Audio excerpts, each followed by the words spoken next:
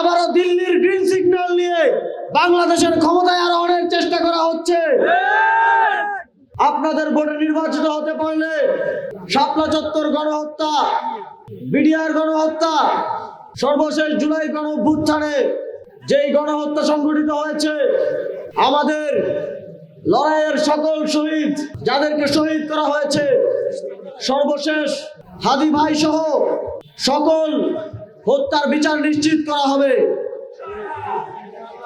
আগামী 12 ফেব্রুয়ারি বাংলাদেশের ইতিহাস পরিবর্তনকারী এই নির্বাচনকে উপলক্ষ করে জুলাই গণঅভ্যুত্থানের শরিক 11টি দেশপ্রেমিক রাজনৈতিক দল ঐক্যবদ্ধ হয়েছে বাংলাদেশকে মুক্ত করার জন্য, ফ্যাসিবাদকে চিরতরে বিদায় করার জন্য, আপনাদেরকে সুশাসন নিশ্চিত করার জন্য, 1400 শহীদের জীবনের বিনিময়ে যেই সংস্কার প্রক্রিয়া শুরু হয়েছে তা বাস্তবায়ন করার জন্য, বাংলাদেশের স্বাধীনতা সার্বভৌমত্বের দিকে যাতে কোনো পরাশক্তি চোখ তুলে না তাকাতে পারে তা নিশ্চিত করার জন্য 11টি দল ঐক্যবদ্ধ হয়েছে। বন্ধুগণ, এখন আপনাদের বাংলাদেশের মুক্তিকামী জনগণের ঐক্যবদ্ধ হওয়ার সময়। বাংলাদেশের 300 আসনে 11 দলের প্রত্যেকটি প্রার্থীকে, প্রতিটি মার্কাকে বিজয়ী করার জন্য আপনাদের ঐক্যবদ্ধ হওয়ার সময়। সংগ্রামী বন্ধুগণ, বাংলাদেশের জনগণ দীর্ঘদিন ধরে দুঃশাসনের শিকার হয়ে আসছে।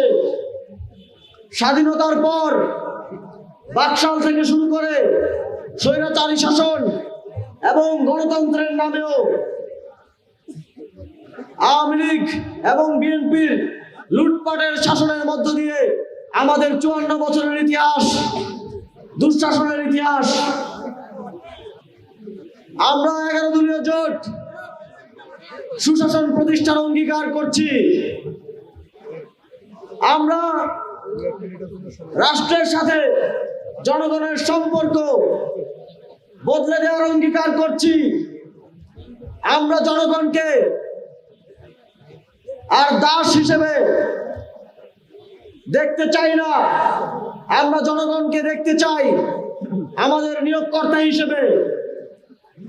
আমরা কাজ করতে চাই জনগণের আকাঙ্ক্ষায়, জনগণের নির্দেশে। আমরা জানি বিগত সময়ে আপনারা আঞ্চলিক বৈষম্যের শিকার হয়েছেন। শেখ হাসিনার ফ্যাসিবাদের সময়ে রাজনৈতিক সহ বিভিন্ন কারণে আপনারা আঞ্চলিক বৈষম্যের শিকার হয়েছেন। পার্শ্ববর্তী একটা দেশ চায় না বলে আপনারা আঞ্চলিক বৈষম্যের শিকার হয়েছেন। আমরা 11 দলীয় জোটের পক্ষ থেকে আপনাদেরকে নিশ্চিত করতে চাই, আমরা রংপুরকে এবং দেশের আরো বিভিন্ন অঞ্চল যারা রাজনৈতিক কারণে আঞ্চলিক বৈষম্যের শিকার হয়েছে তাদেরকে আর কোনো আঞ্চলিক বৈষম্যের শিকার হতে দেব না। আমি যখন দায়িত্বে ছিলাম,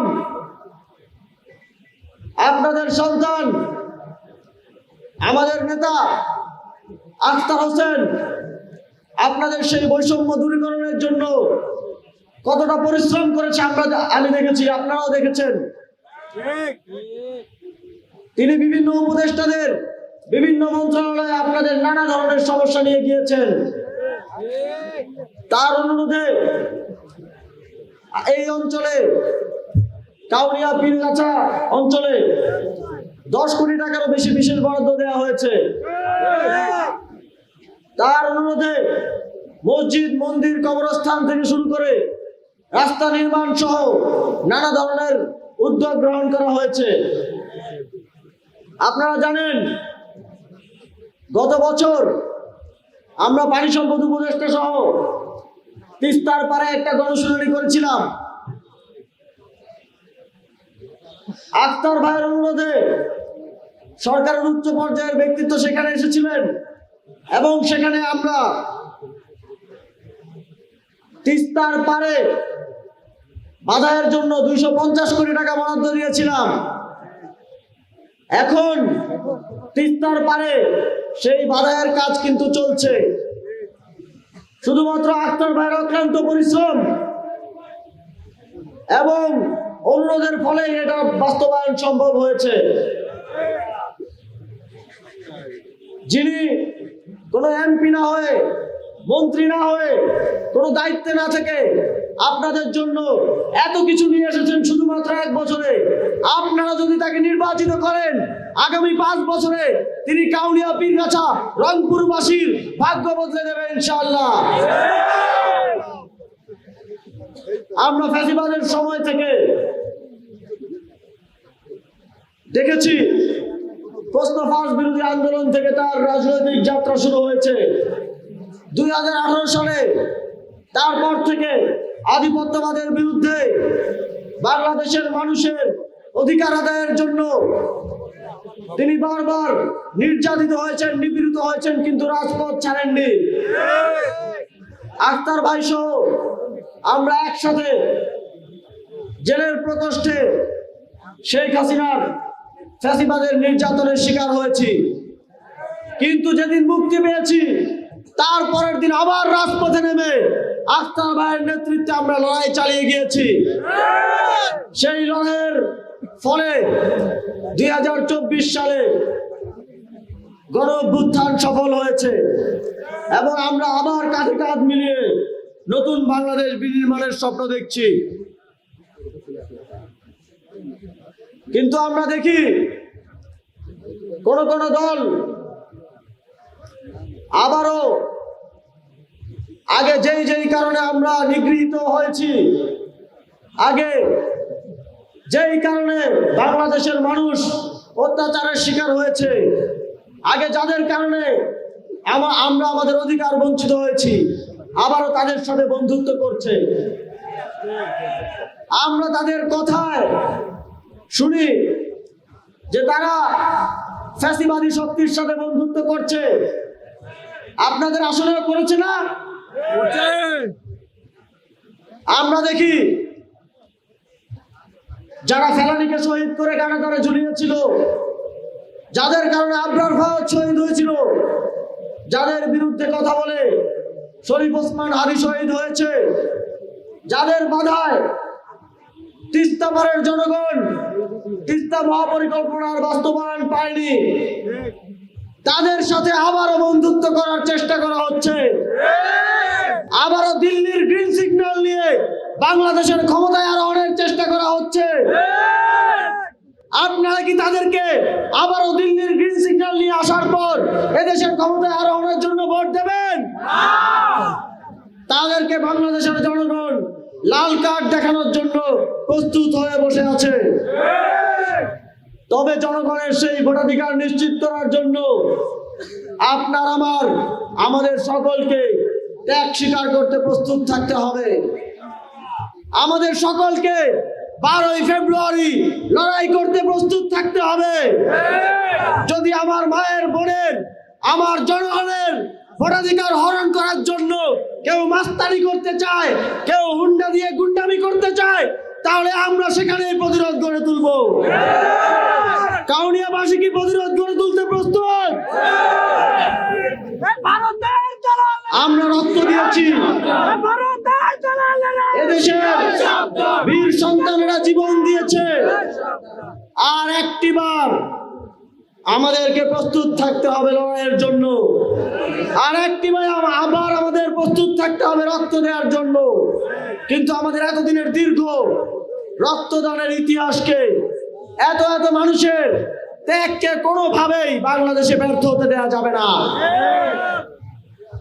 সংগ্রামী বন্ধুগণ, 11 দলীয় জোট যদি আপনাদের সমর্থন নিয়ে সরকার গঠন করতে পারে, তাহলে আমরা অতি দ্রুত সময়ের মধ্যে তিস্তা মহাপরিকল্পনা বাস্তবায়ন করবো ইনশাআল্লাহ।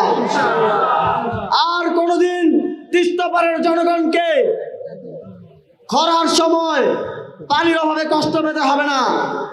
আর কোনোদিন বর্ষার সময় ব্যারেজ খুলে দিয়ে ডুবিয়ে দেওয়া হবে না, সেটা আমাদের সরকার নিশ্চিত করবে ইনশাআল্লাহ। সংগ্রামী বন্ধুগণ, আগামী নির্বাচনে আরো একটি গুরুত্বপূর্ণ ভোট হবে, সেটা হচ্ছে গণভোট। আমরা যদি নিশ্চিত করতে চাই আর কেউ শেখ হাসিনার মতো ফ্যাসিবাদী হয়ে উঠতে পারবে না, তাহলে গণভোটে হ্যাঁ ভোট দিতে হবে।